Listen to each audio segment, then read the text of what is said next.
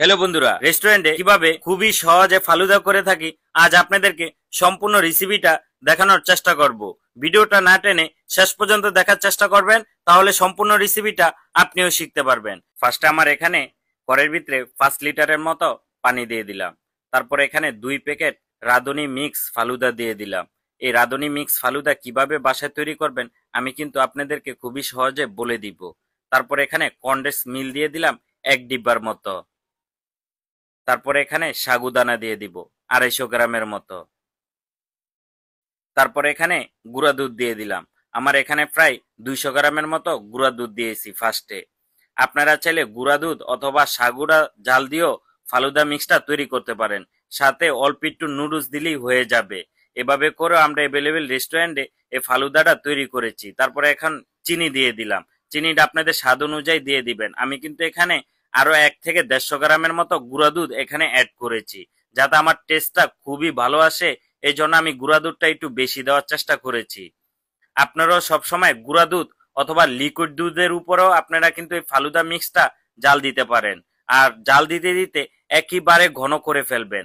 যখন পর্যন্ত সাগুটা না সিদ্ধ হবে, নুডলসটা না সিদ্ধ হবে, ততক্ষণ পর্যন্ত আপনারা জাল দিতে থাকবেন।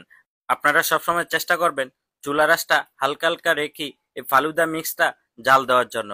আর জোরসে যদি জাল দিতে যান তাহলে কিন্তু নিচে লেগে যাওয়ার সম্ভাবনা থাকে। আর এভাবে করে আমরা রেস্টুরেন্টে খুবই সহজে এই ফালুদা মিক্সটা করে থাকি। আমরা কিন্তু এটা ঠান্ডা করে তারপরে নর্মাল ফ্রিজে রেখে দিব। তারপরে 2 থেকে 3 দিন পর্যন্ত এটা আমরা কাস্টমারের কাছে সেল করে থাকব। আর এভাবে করে আপনারাও চাইলে বাসায় 2-3 দিন ফ্রিজে রেখে দিতে পারেন। অবশ্যই নর্মাল ফ্রিজে রাখবেন। আগে ঠান্ডা করবেন ভালো করে, তারপরে নর্মাল ফ্রিজে রেখে দিবেন। আমার এখানে 2টা ফালুদার অর্ডার এসেছে। ফার্স্টে এখান থেকে ফালুদা মিক্স নিয়ে নিলাম। তারপরে এখানে অল্প একটু গুঁড়া দুধ দিয়ে দিলাম। আর গুঁড়া দুধটা দিলে খুবই মজা হয়ে থাকে। আর আমার স্টাইলে আপনি একবার করে খেয়ে দেখেন, খুবই খুবই মজা লাগবে। ভাই ও বোনেরা বিশ্বাস করেন, এই ফালুদাটা আমার নিজের কাছেও খুবই ফেভারিট একটা খাবার। এখন আমি বিভিন্ন ফ্রুটস এখানে দিয়ে দিব। ফার্স্টে এখানে আপেল দিয়ে দিলাম, আর আপেলগুলো একেবারে ছোট ছোট করে কেটে নিয়েছি। তারপরে এখানে কলা দিয়ে দিলাম, কলাটাও ছোট ছোট করে কেটে নিয়েছি। আপনারা অবশ্যই একটু ছোট ছোট করে কেটে নিবেন, তাহলে খেতে খুবই ভালো লাগে। তারপরে এখানে আঙ্কুর ফল আছে, আনার আছে।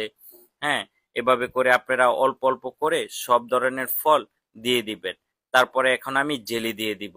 আমার এখানে দেখেন স্ট্রবেরি জেলি আছে। আর স্ট্রবেরি জেলি আমি কিভাবে তৈরি করি রেস্টুরেন্টে আপনাদেরকে খুবই সহজে দিয়ে দিব। তারপরে এখানে গ্রিন কালার একটা জেলি আছে। এই জেলিটার নামটা কি অবশ্যই আপনারা কমেন্ট করে জানাবেন, তাহলে বুঝবো অবশ্যই আপনারা এই পর্যন্ত ভিডিওটা দেখেছেন। তারপরে এখানে